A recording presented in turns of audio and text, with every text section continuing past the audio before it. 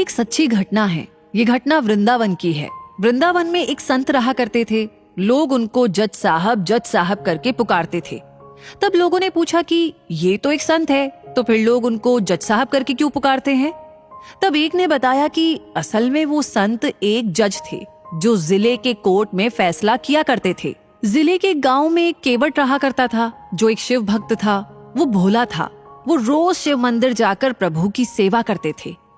एक दिन की बात है, केवट को उसके पिताजी ने बुलाया और कहा कि बेटा, तुम्हारी बहन अब बड़ी हो गई है और कुछ महीने में उसकी शादी करनी है और पैसों की जरूरत है।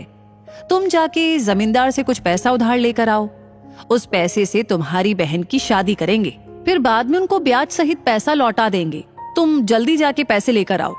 केवट फिर उस जमींदार के पास जाके कुछ पैसे उधार लेकर आया और वो पैसे पिताजी को दिए। कुछ महीने में केवट की बहन की शादी बड़ी धूमधाम से कराई। शादी के बाद केवट शहर गया। कुछ सालों में उसने खूब सारे पैसे कमाए। फिर वो अपने गांव आ गया और एक दिन पिताजी को बोला कि पिताजी, ये पैसा ले लीजिए और जमींदार के सारे पैसे लौटा दीजिए। पिताजी बोले कि बेटा, तुम पैसे लौटा कर आ जाओ। फिर वो केवट उस जमींदार के पास गया और बोला कि जमींदार साहब, मेरा आज तक का कितना पैसा लौटाना है? जमींदार ने फिर सारा हिसाब देखा और बोला कि इतने पैसे ब्याज सहित देने हैं। केवट ने वो सारे पैसे लौटा दिए। फिर जमींदार ने उसे एक पर्ची दे दी जिसमें लिखा था कि केवट ने मेरा सारा हिसाब चुकता किया है, अब इसका कुछ भी ऋण बाकी नहीं है। जमींदार बोला कि केवट ये पर्ची देख लो। तब केवट बोला कि नहीं साहब जी। जमींदार फिर से बोला कि एक बार देख लो। तब केवट बोला कि कोई बात नहीं साहब जी, वो तो मेरे शंकर जी ही जाने। जमींदार ने सोचा कि ये केवट काफी भोला है, क्यों ना इससे ज्यादा पैसा कमाऊं। फिर जमींदार ने दूसरी एक पर्ची निकाली और उसमें लिख दिया कि केवट ने मेरे पैसे अब तक नहीं लौटाए हैं, और पहली वाली पर्ची एक पुस्तक में रख दी। अब दूसरे दिन जमींदार ने केवट के घर एक पर्ची भेज दी। उसमें लिखा था कि अगर मेरे सारे पैसे नहीं लौटाए तो मैं कोर्ट में केस कर दूंगा। ये देख के केवट और उनके पिताजी घबरा गए। वो समझ गए कि जमींदार उनको फंसाने की कोशिश कर रहा है। वो लोग अपनी जिद पर अड़े रहे कि उन्होंने सारा पैसा लौटा दिया है। कुछ दिन बाद उस जमींदार ने केवट के ऊपर जिले के कोर्ट में केस कर दिया। कुछ दिनों के बाद केवट को कोर्ट में से समन आ गया। अब तो केवट को कोर्ट में हाजिर होना ही था। वो दिन आ गया जब केवट को कोर्ट में हाजिर होना था। केवट पहले भोले शंकर जी के मंदिर गया और वहां से कोर्ट गया।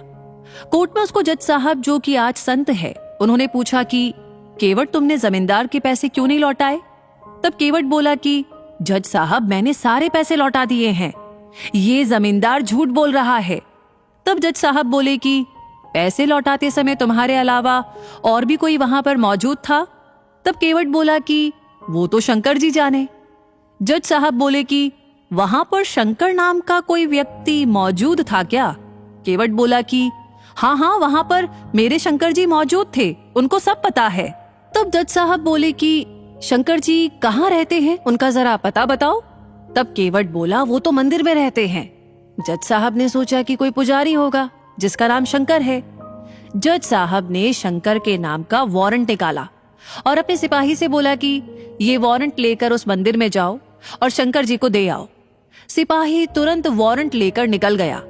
कुछ देर के बाद वो मंदिर पहुंच गया। पुजारी से बोला कि यहाँ शंकर नाम का व्यक्ति कौन है, उनके नाम पर ये वारंट है, उनको बुलाइए।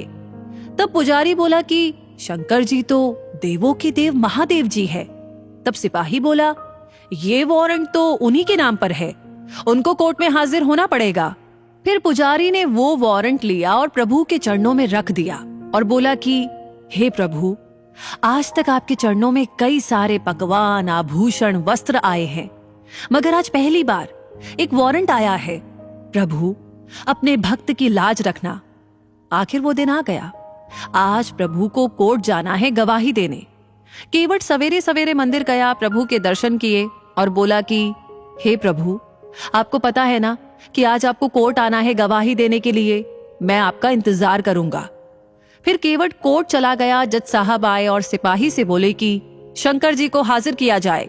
तब सिपाही ने पुकार लगाई, शंकर जी हाजिर हो, ऐसा 3 बार कहा। तब एक बुजुर्ग व्यक्ति कोर्ट में आ गया। वो बुजुर्ग धीरे धीरे चल के आ रहा था।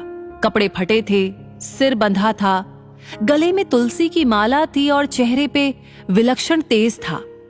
जज साहब ने उनकी तरफ देखा और वो उनको देखते ही रह गए। जज साहब ने पूछा कि आपका नाम? वो वृद्ध व्यक्ति बोला कि मैं ही शंकर हूं। जज साहब बोले कि क्या उस दिन आप भी मौजूद थे जिस दिन केवट ने जमींदार को सारे पैसे लौटाए थे? तब शंकर जी बोले, हाँ, मैं वहां मौजूद था और केवट ने सारे पैसे मेरे सामने ही उस जमींदार को लौटा दिए थे। जज साहब बोले कि इसका क्या सबूत है तुम्हारे पास? तब शंकर जी बोले कि जमींदार जहां पर बैठते हैं ना, वहां दाई तरफ की अलमारी में एक लाल रंग की पुस्तक में वो असली वाली पर्ची रखी है। जज साहब ने तुरंत सिपाही को जमींदार के घर भेज दिया और उनको उसी अलमारी में वो पर्ची भी मिल गई। वो लोग वो पर्ची लेकर आए और जज साहब को दे दी। जज साहब को सारा किया समझ में आ गया। फिर वो केवट की तरफ मुड़े और बोले कि केवट, तुमने जमींदार के सारे पैसे लौटा दिए हैं, अब तुम घर पर जा सकते हो। फिर जज साहब शंकर जी की ओर मुड़े, देखा तो वहां पर शंकर जी नहीं थे। उन्होंने केवट से पूछा कि अरे ये शंकर जी कहाँ चले गए? तब केवट बोला कि जज साहब, वो तो अपना काम करके चले गए। जज साहब ने पूछा कि केवट, ये शंकर जी करते क्या है? तब केवट बोला कि कुछ नहीं करते, ये तो मंदिर में बैठे रहते हैं, इनके बहुत सारे मंदिर है। ये सुनकर जज साहब अचरज में पड़ गए। उन्होंने उस सिपाही से पूछा कि तुम मुझे शंकर जी के घर ले चलो।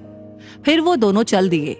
वो सिपाही जज साहब को उस मंदिर में ले गए जहां उसने रघुनाथ जी को वारंट दिया था। जज साहब ने देखा कि एक पुजारी उस मंदिर में मौजूद है। उन्होंने उससे पूछा कि यहाँ रघुनाथ जी कहाँ पर है?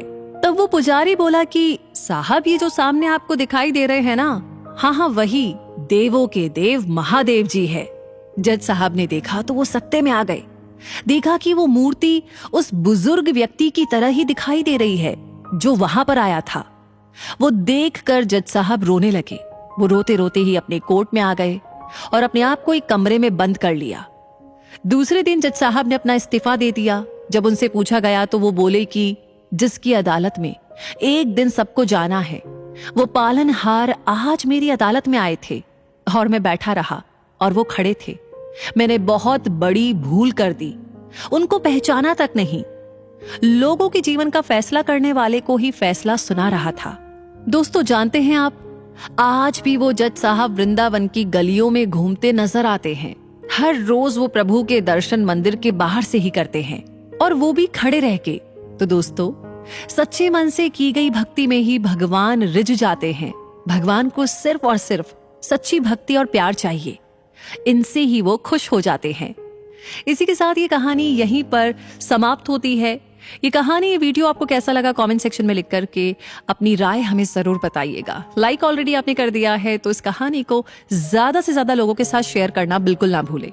बाकी हमेशा ऐसी कहानियां आपको समय समय पर मिलती रहे, उसके लिए हमारे पेज को फॉलो करना बिल्कुल ना भूलें। मिलेंगे बहुत जल्दी ही नई कहानी के साथ। तब तक के लिए आपसे कहूंगी धन्यवाद।